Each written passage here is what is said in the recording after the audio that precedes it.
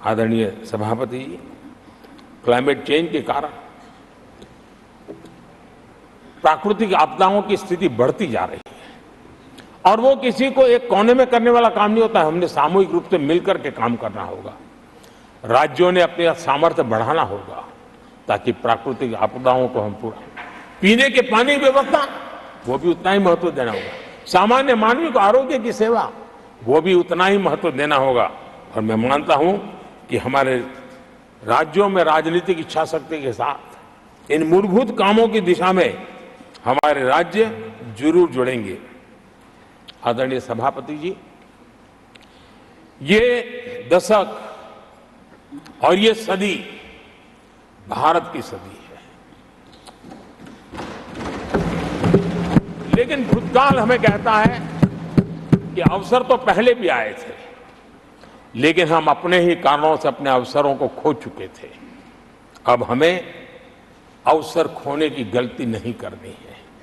हमें अवसरों को ढूंढना है, हमें अवसरों को जकड़ना है और अवसरों के सहारे हमें अपने संकल्पों को सिद्ध करना है, उस दिशा में जाने का। इससे बड़ा कोई समय नहीं हो सकता है जो समय आज भारत के पास है। 140 करोड़ देशवासियों के पास है, विश्व के सबसे युवा आबादी वाले देश के पास है। और इसको जो देश हमारे साथ आजाद हुए थे वो हमसे आगे निकल चुके हैं, बहुत तेजी से आगे निकल चुके हैं।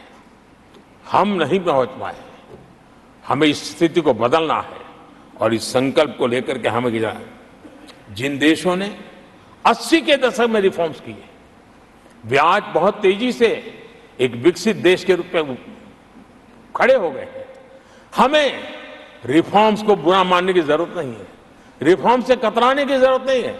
और रिफॉर्म करते हैं तो खुद की सत्ता चली जाएगी, ऐसे भयभीत रहने की जरूरत नहीं है। सत्ता को हथियार रखने की कोई आवश्यकता नहीं है। जितनी भागीदारी बढ़ेगी, जितने निर्णय की शक्ति सामान्य मानवीय के हाथ जाएगी, मैं समझता हूं हम भी, भले हम शायद लेट हुए हो, लेकिन हम उस आकांक्षाओं को पूर्ण करने में उस गति को प्राप्त कर सकते हैं और हम अपने संकल्पों की सिद्धि कर सकते हैं।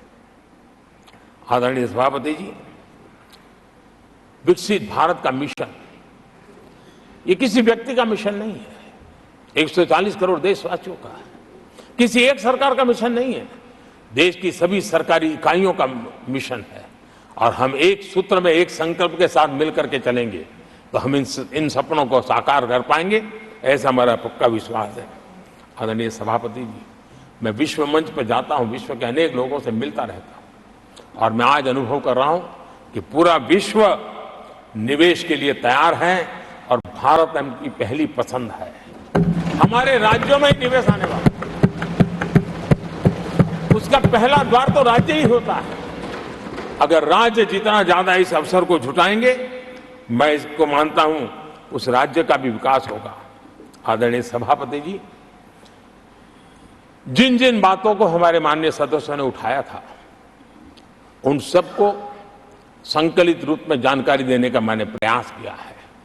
और आदरणीय राष्ट्रपति महोदय ने जो अभिभाषण दिया, जो हमारे लिए दिशा निर्देश दिए हैं और देश के सामान्य मानवीय के अंदर जो उन्होंने विश्वास पैदा किया है, इसके लिए मेरी तरफ से भी और इस सदन की तरफ से भी मैं राष्ट्रपति जी का हृदय से बहुत बहुत आभार व्यक्त करते हुए मेरी वाणी को विराम देता हूं। बहुत बहुत धन्यवाद।